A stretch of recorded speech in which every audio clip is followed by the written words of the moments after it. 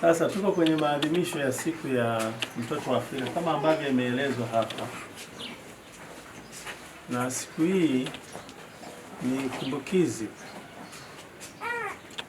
Mwaka 1976 ilitokea na mauaji ya watoto kule Soweto, Afrika Kusini. Kipindi hicho hiyo nchi ilikuwa inatawaliwa na makaburu, na wale watoto walikuwa wanataka tu mahitaji yao fulani, kwa hiyo wakawa wanaandamana, lakini matokeo yake walipigwa risasi na utawala wa makaburu.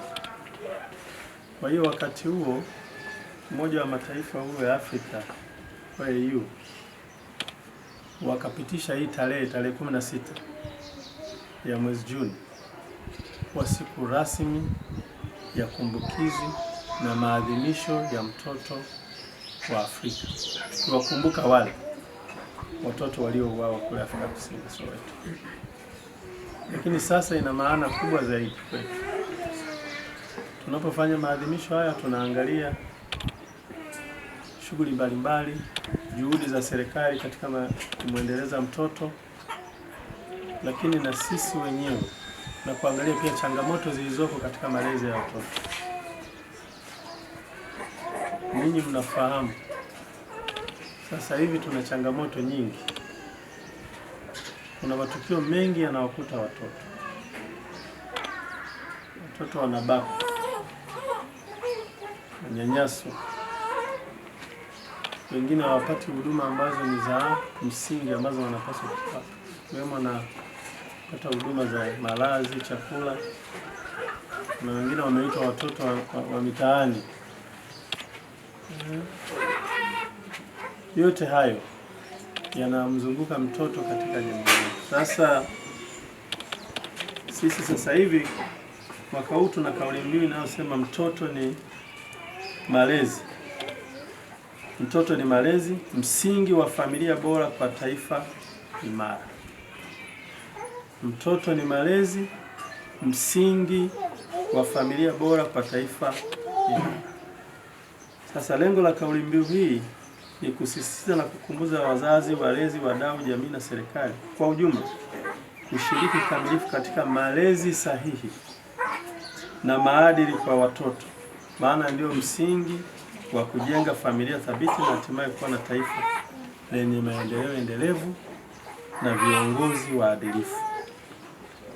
Kwa hiyo tunataka malezi jumuishi yawe na misingi ya kuhakikisha kwamba kunakuwa na maadili na nidhamu, kimaanisha kujenga hofu ya Mungu. Wale watoto nao wanatakiwa wamjue Mungu, si ndio? Kama hawamjui Mungu, hawana hofu ya Mungu, watafanya vituko, mambo ya ajabu sana wanavyokuwa na hatimaye wakiwa watu. Kwa hiyo pia wanatakiwa kuwa na heshima, kuwajenga kuwa na heshima watoto katika hayo malezi na utii kwa jamii tangu utoto. Watoto wapate elimu. Sasa hivi serikali yetu imeweka utaratibu. Tunaanza watoto elimu kuanzia awali mpaka kidato cha 4. Hiyo ndio elimu yetu sasa ambayo ni ya msingi, elimu ya lazima. Tunasema juhudi za serikali kwa mtoto ni pamoja na hizo sasa. Lakini kuna utaratibu pia wa serikali, huduma za matibabu kwa watoto, si ndio? Si mnapata matibabu? Hizo zote ni juhudi na mambo ambayo yanafanywa na serikali kuhakikisha kwamba tutaona. Kwa hiyo sambamba na hilo, sisi walezi, wazazi na jamii kwa ujumla tunapaswa kujenga maadili haya, misingi ya malezi mazuri ya watoto, kwa sababu hili ndio taifa tunalolitegemea. Kama hatuwezi kuwajenga vizuri sasa hivi, hatutegemei kuwa na taifa zuri. Hatutegemei kuwa na viongozi wazuri ambao watawaongoza watu vizuri na watu wenye heshima na staha na maadili. Kwa hiyo hayo ndio matarajio ambayo tulionayo kwa wazazi, walezi, jamii kwa ujumla na hata sisi ambao tunasimamia serikali. Tunapongeze sote ambao tumekusanyika maeneo haya kwa ajili ya kuweza kuadhimisha siku hii muhimu sana. katika bara letu, lakini kwa taifa.